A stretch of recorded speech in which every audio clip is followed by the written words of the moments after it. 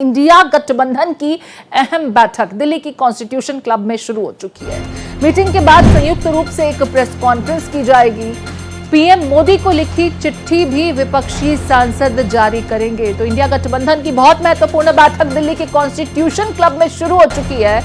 संयुक्त रूप से इस मीटिंग में जो फैसले लिए जाएंगे उसके बाद प्रेस कॉन्फ्रेंस की जाएगी। पीएम मोदी को विपक्षी सांसदों की तरफ से एक चिट्ठी लिखी गई थी, जिस चिट्ठी की प्रति को जारी किया जाएगा। 200 से ज्यादा सांसदों के हस्ताक्षर वाली चिट्ठी विपक्षी खेमे के ये सांसद जारी करेंगे। संसद का विशेष सत्र बुलाने की मांग को लेकर के दरअसल विपक्षी खेमे की तरफ से चिट्ठी प्रधानमंत्री नरेंद्र मोदी को लिखी गई है। अभी विशेष सत्र बुलाने की सरकार की कोई योजना नहीं है। फिलहाल जो सूत्रों के हवाले से जानकारी मिल रही है, जुलाई महीने में पहले ही मॉनसून सत्र निर्धारित है। ऐसे में इस महीने कोई विशेष सत्र बुलाया जाए, ऐसी गुंजाइशें कम नजर आती हैं। ऑपरेशन सिंदूर को लेकर के विपक्ष विशेष सत्र की लगातार मांग कर रहा है। ऐसे में महागठबंधन खेमे की इस समय दिल्ली के कॉन्स्टिट्यूशन क्लब में बड़ी बैठक हो रही है। इंडिया गठबंधन की ये बैठक दिल्ली के कॉन्स्टिट्यूशन क्लब में शुरू हो चुकी है, जिसमें 200 सांसदों की तरफ से बाकायदा हस्ताक्षर कर एक चिट्ठी प्रधानमंत्री नरेंद्र मोदी को प्रेषित की गई थी, जिसमें संसद के विशेष सत्र के आह्वान की अपील की गई थी। इस चिट्ठी की प्रति को प्रेस कॉन्फ्रेंस के जरिए जारी किया जाएगा। इस चिट्ठी में क्या कुछ अपील की गई है उसका संदर्भ साझा किया जाएगा।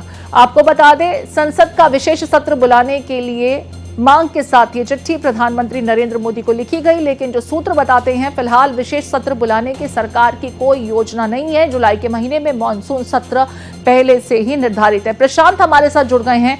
प्रशांत, क्या कुछ जानकारी? कॉन्स्टिट्यूशन क्लब में बैठक शुरू हो चुकी है। कुल कितने लोग इस वक्त इस बैठक में शिरकत कर रहे हैं? बड़े चेहरे कौन से? जी बिल्कुल, देखिए प्रीति, सबसे पहले आपको बता दूं कि बैठक का समय 12 बजे था और जो नेता है उनसे पहुंचना शुरू हो गया है, लेकिन अभी जो संख्या है इंडिया ब्लॉक की, प्रीति, वो कहीं ना कहीं कमजोर नजर आ रही है, क्योंकि बैठक में अब तक कुल मिलाकर 6 नेता ही पहुंच पाए हैं, जिसमें कांग्रेस से 2 नेता हैं, जयराम रमेश, दीपेंद्र हुड्डा, तो वहीं शिवसेना उद्धव ठाकरे गुट से संजय राउत है, सपा से रामगोपाल यादव है और टीएमसी से डेरेक ओब्रेन है और आरजेडी से मनोज झा है। कई पार्टियां ऐसी हैं जो नदारत यहाँ से नजर आती हैं, क्योंकि एनसीपी पहले ही साफ कर चुकी है कि वो पार्लियामेंट सेशन की मांग में इंडिया ब्लॉक के साथ नहीं है। अब ऐसे में लगातार इंडिया ब्लॉक कोशिश कर रहा है कि सरकार ऑपरेशन सिंदूर पर विशेष सत्र बुलाए, लेकिन सरकार के द्वारा जो सूत्र बता रहे हैं कि साफ इनकार कर दिया गया है कि कोई विचार नहीं है ऑपरेशन सिंदूर पे विशेष सत्र बुलाने का। हालांकि जो आपातकाल के 50 साल पूरे हो रहे हैं उससे शायद 2 दिवसीय जो है वो स्पेशल सत्र बुलाया जा सकता है 25 और 26 जून को।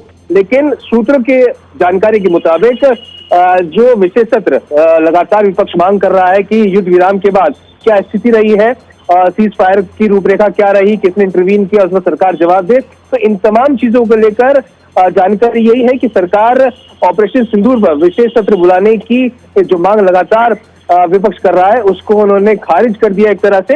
अब हालांकि कोशिश विपक्षी दलों की यही है कि एक रणनीति बनाई जाएगी। करीब 200 सांसदों के हस्ताक्षर है एक चिट्ठी पर, जो कि प्रधानमंत्री को सौंपी जाएगी और इनसे दरख्वास्त की जाएगी कि ऑपरेशन सिंदूर को लेकर विशेष सत्र की जो मांग है उसको माना जाए। जी, यहाँ पर प्रशांत, जैसा कि आप भी कह रहे हैं कि अभी बड़े चेहरे इस बैठक में ज्यादा नजर नहीं आ रहे, इक्का दुक्का चेहरे ही हैं और इंडिया ब्लॉक की ये बड़ी बैठक बड़े मुद्दे पर और एक मुद्दा लेकर के आगे बढ़ रहे हैं, लेकिन बड़े चेहरों की गैर मौजूदगी इंडिया गठबंधन की कमजोरी को दिखाती नजर आती है क्या?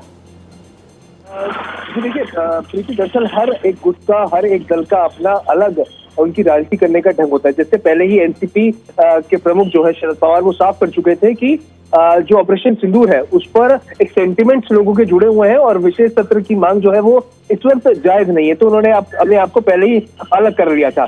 लेकिन अब ये जो बैठक विपक्षी दलों की प्रीति हो रही है, इसको कॉल किया गया था, वो टीएमसी का इनिशिएटिव था।